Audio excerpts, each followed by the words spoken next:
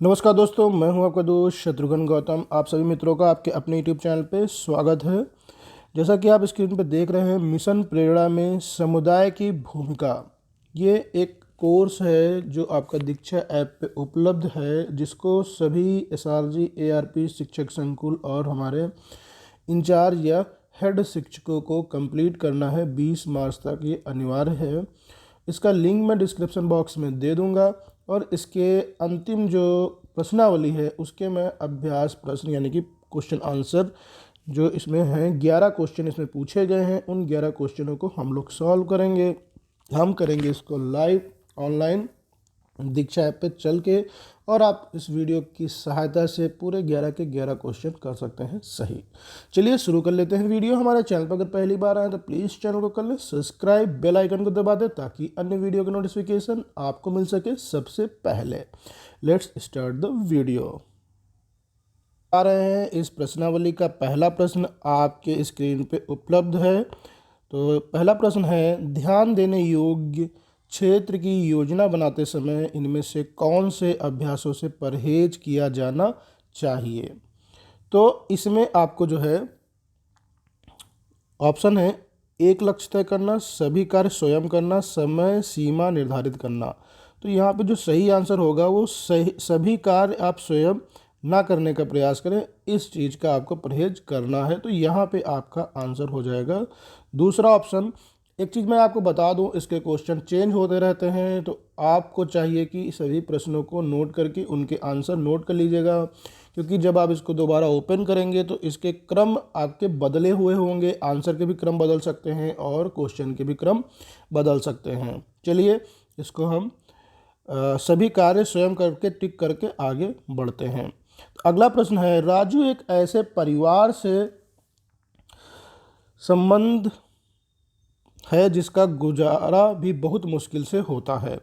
अपने परिवार की आर्थिक सहायता के लिए उसे कचरा बीनने, और यहाँ पे क्लिक करेंगे तो आपको पूरा क्वेश्चन मिल जाएगा नीचे, और बीनने और उसे बेचने का काम करना पड़ता है। एक स्थानीय एनजीओ ने विद्यार्थियों को शिक्षित करने की पहल की और उनके लिए उन्होंने 1 घंटे प्रतिदिन पढ़ाना शुरू किया ताकि उस समय की भरपाई हो सके जो विद्यालय न आने की वजह से बाल श्रमिक खो दे रहे हैं। इन सभी कारकों को चिन्हित कीजिए जो राजू के समुदाय का हिस्सा हैं। उनके इलाके में स्थित सरकारी विद्यालय शाम को अतिरिक्त कक्षाएं लेने के लिए शिक्षकों को नियुक्त करता है ताकि कक्षा के मुताबिक शिक्षा प्राप्त करने में विद्यार्थियों की मदद की जा सके। समुदाय में रहने वाले लोगों ने युवाओं को एक छोटा समूह बनाया है जो सरकारी विद्यालय की 1 घंटे की अतिरिक्त कक्षा या एनजीओ द्वारा ली जाने वाली 1 घंटे की कक्षाओं के लिए परिवारों को मनाते हैं। उन सभी कारकों पर निशान लगाइए जो राजू के समुदाय का हिस्सा हैं। तो ये है पूरा क्वेश्चन। अब हम इस क्वेश्चन के आंसरों पे एक नज़र डाल लेते हैं। तो यहाँ पे देखिए, इसके जो ऑप्शंस हैं वो युवाओं का सामुदायिक समूह, दूसरा है सरकारी विद्यालय की अतिरिक्त कक्षा के शिक्षक, अत्यधिक गरीबी के हालात, उपयोग सभी। तो यहाँ पे जो आपका आंसर होगा वो उपयोग सभी होगा। इस पर आपको करना है क्लिक। चलिए बढ़ते हैं अगले प्रश्न की ओर। अगला प्रश्न है, मीनू एक ऐसे समुदाय से संबंध रखती है जहाँ पीने के साफ पानी की कमी है। स्थानीय नगर निगम द्वारा रोज़ सुबह 10 बजे उस समुदाय के घरों के लिए पानी का संग्रह करने और लेने के लिए पानी का टैंक भेजा जाता है। इन पानी का संग्रह करने की जिम्मेदारी प्रत्येक घर की महिलाओं की होती है। मीनू हर दिन देर से विद्यालय पहुंचती है और उसकी वजह से कक्षा में पढ़ाए गए विषय उससे छूट जाते हैं। मीनू की शिक्षिका उन कारकों की सूची बनाती है जो उसे प्रभावित करते हैं और उन सभी कारकों को चिन्हित कीजिए जो मीनू के समुदाय का हिस्सा हैं। तो यहाँ पे आपके जो ऑप्शंस हैं वो देख सकते हैं। आपके ऑप्शन है, स्थानीय नगर निगम, पानी की कमी की समस्या, समुदाय की वह मानसिकता की महिलाएं घर के कार्य के लिए जिम्मेदार होती हैं, उपयुक्त सभी। तो यहाँ पे प्रश्न में देखिए, नगर निगम 10 बजे जो है गाड़ियाँ भेजता है, पानी की समस्या है इसीलिए गाड़ी भेजी जाती है, और वहाँ पे महिलाओं की पानी भरने की जिम्मेदारी दे रखी गई है। तो देखा जाए तो ये सारे कारक यहाँ पे उपस्थित हैं इस उत्तर के लिए। तो यहाँ पे आप सभी उपयुक्त सभी पे क्लिक करेंगे और बढ़ेंगे आगे। अगला प्रश्न है, विद्यालय के बारे में और विद्यार्थियों के बारे में सूचनाओं को अभिभावकों के सामने कैसे प्रस्तुत किया जाना चाहिए। तो इसके ऑप्शन है विद्यालय की अकादमिक प्रगति के बारे में सामान्य प्रस्तुति, और बच्चों की सराहना कीजिए, और व्यक्तिगत वार्तालाप के दौरान एक या दो सुधार के क्षेत्र को साझा कीजिए। उन्हें कार्यों का उल्लेख कीजिए जो अभिभावक घर पर अपने बच्चों के सीखने में सुधार करने के लिए कर सकते हैं। तो मेरे ख्याल से यहाँ पे ये सारे ऑप्शन सही होंगे। तो यहाँ पे आपको उपयोग सभी पे करना होगा क्लिक, और उसके बाद बढ़ेंगे आगे। इसके बाद है अभिभावक को पेटीएम के लिए आमंत्रित करते समय आपको किन रणनीतियों को ध्यान रखना आवश्यक है। तो यहाँ पे इसके जो ऑप्शंस हैं, कम से कम 1 सप्ताह पहले आमंत्रण देना चाहिए। सुनिश्चित करना चाहिए कि बैठक के लिए स्पष्ट एजेंडे और योजना है। बैठक में शैक्षिक और मनोरंजन तत्व शामिल करने चाहिए। उपयोग सभी, तो यहाँ पे भी उपयोग सभी इसका आंसर सही होगा। इस पर क्लिक करके बढ़ते हैं आगे। अगला प्रश्न है, इसमें से कौन से कारक यह निर्धारित करते हैं कि अभिभावक अगली पीटीएम में शामिल होंगे या नहीं। तो यह महसूस करते हैं कि उन्हें महत्व दिया जा रहा है और कुछ उपयोगी सीखते हैं। वे अपने बच्चों की शिकायतें सुनते हैं। उन्हें कार्य के अतिरिक्त कुछ समय मिलता है। उपयुक्त में से कोई नहीं। तो पहला ऑप्शन, वे यह महसूस करते हैं कि उनके महत्व दिया जा रहा है और उन्हें कुछ उपयोगी सीखते हैं। इस पर क्लिक करके बढ़ते हैं आगे। हमें जो बच्चे स्कूल नहीं आते हैं, दिव्यांग बच्चे और लड़कियों के नामांकन की तरफ विशेष ध्यान क्यों देना चाहिए। क्योंकि यह अगर नहीं करेंगे तो वह मुश्किल में पड़ जाएंगे, क्योंकि इन बच्चों की शिक्षा आमतौर पर पीछे छूट जाती है, क्योंकि हमें आंकड़े दर्शाने होंगे। उपयुक्त में से कोई नहीं। तो यहाँ पे जो सही आंसर है वो दूसरा ऑप्शन है, क्योंकि इन बच्चों की शिक्षा आमतौर पे पीछे छूट जाती है। तो इस पर करेंगे क्लिक और बढ़ेंगे आगे।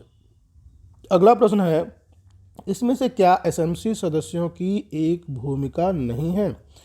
यहाँ पे ध्यान दीजिएगा, क्वेश्चन में है भूमिका नहीं है, तो आपको भूमिका नहीं साझा करना है। पहला ऑप्शन है नामांकन में विद्यालय की सहायता करना, तो ये होता है। विद्यालय में विकास योजनाओं के निर्माण में योगदान, ये भी होता है। विद्यालय में समस्याओं के बारे में अन्य अभिभावकों से बात करना, लेकिन एसएमसी की बैठक में समस्याएं साझा नहीं करना, ये नहीं होना चाहिए। विद्यालय के परिसर को सीखने के लिए उपयुक्त बनाने में सहायता करना, ये भी होता है। तो यहाँ पे देख सकते हैं, इस वाले प्रश्न पे हम लोग क्लिक करेंगे। इसके उत्तर पे ये तीसरा वाला, इस पर क्लिक करेंगे। चलिए, इसके बाद श्रीमती फातिमा अपने विद्यालय में ज्ञान उत्सव की तैयारी कर रही हैं। उन्होंने एक स्मार्ट लक्ष्य निर्धारित किया है, सभी कार्यों की सूची बनाई है, समय सीमा निर्धारित की है और अपनी टीम के सदस्यों को कार्य सौंपे हैं। जब वे यह योजना लागू करेंगी, आप उनमें से कौन सी कार्य प्रणालियों का अनुकरण करने की सलाह देंगे। तो ये है प्रश्न। तो यहाँ पे 3 ऑप्शन है। पहला है प्रगति और अगले चरण की जांच करने के लिए टीम के साथ साप्ताहिक बैठक करेंगे। दूसरा है टीम के सदस्यों से यह कहना कि प्रत्येक कार्य के लिए पहले वे उन्हें सूचित करें। दूसरा, यदि लोग कार्य नहीं करते हैं तो उसके बारे में उच्चाधिकारियों से उसकी शिकायत करना। तो यहाँ पे जो सबसे उपयुक्त आंसर हमें लग रहा है वो पहला लग रहा है, प्रगति और अगले चरण की जांच करने के लिए टीम के साथ साप्ताहिक बैठक करना। चलिए, इस पे कर लेते हैं टिक और बढ़ते हैं आगे। अगला प्रश्न है, विद्यालय समुदाय में केवल वे लोग शामिल होते हैं जो बच्चों को सीखने के अनुभव को प्रभावित करते हैं। तो ऐसा नहीं है, बहुत सी चीज़ें इसमें शामिल होती हैं, तो ये असत्य होगा। चलिए बढ़ते हैं आगे। श्री विनोद चौधरी और श्री विनोद चौथी और 5वीं कक्षा के विद्यार्थियों को गणित पढ़ाते हैं। सीखने की प्रगति को अपने छात्रों के लिए रुचिकर बनाने के लिए उन्होंने एक छोटी सी शोध परियोजना दी ताकि वे गणित की अवधारणाओं को अपने रोज़मर्रा के जीवन से जोड़कर देख सकें। विद्यालय उनके प्रयास उतने सफल नहीं जैसे उन्होंने सोचा था। कुछ दिनों के बाद उन्होंने एक विद्यार्थी से पता चला कि एक एनजीओ ने गणित के पाठों की तकनीकी सहायता से और अधिक अनुभव आधारित करने के लिए एक पहल किया है। श्री विनोद को इस सूचना पर ध्यान देना चाहिए क्योंकि तो यहाँ पे ऑप्शन है, देखिए, पहला है गणित को रोचक बनाने की उनकी अक्षमता की वजह से बहुत से बच्चे गणित विषय को नापसंद करते हैं, ये। दूसरा है, उनके विद्यालय के विद्यार्थी एक ऐसे समुदाय से संबंधित हैं जहां अच्छे गणितीय कौशलों का अभाव है। तीसरा है, एनजीओ विद्यालय समुदाय का भाग है और उनमें से उपयोगी संसाधनों के तौर पर इस्तेमाल करना चाहिए। चौथा है, उन्होंने सहयोगियों से ऐसी पहल की शुरुआत करने का सुझाव दिया है ताकि वह समझा जा सके कि पूरे समुदाय को मज़ेदार तरीके से गणित सीखने की प्रक्रिया में कैसे शामिल किया जाए। तो यहाँ पे तीसरा ऑप्शन हो सकता है सही, इस पर करते हैं क्लिक। चलते हैं आगे। तो यहाँ पे आप देख सकते हैं हमने जो है 11 प्रश्न दिए हुए थे, 11 प्रश्नों को आंसर कर दिया है, कोई भी क्वेश्चन हमने स्किप नहीं किया है। अब इसको सबमिट करके देख लेते हैं कितने क्वेश्चन हमारे हुए हैं सही। तो आप देख सकते हैं आपके 11 में से 11 स्कोर हो चुका है, पूरे 11 के 11 क्वेश्चन आपके हो चुके हैं सही। आपका 100% यहाँ पे बनता है स्कोर। तो अगर वीडियो पसंद आए तो प्लीज़ हमारे चैनल को कर दे सब्सक्राइब, बेल आइकन को ज़रूर दबाएं ताकि अन्य वीडियो की नोटिफिकेशन आपको मिल सके सबसे पहले। एक चीज़ और मैं चाहूँगा, अगर आपको कोई वीडियो चाहिए तो ज़रूर कमेंट बॉक्स में लिखें, जिस पे मैं आगे आपकी वीडियो बना के आपकी कुछ हेल्प कर सकूँ। Thank you for watching this video.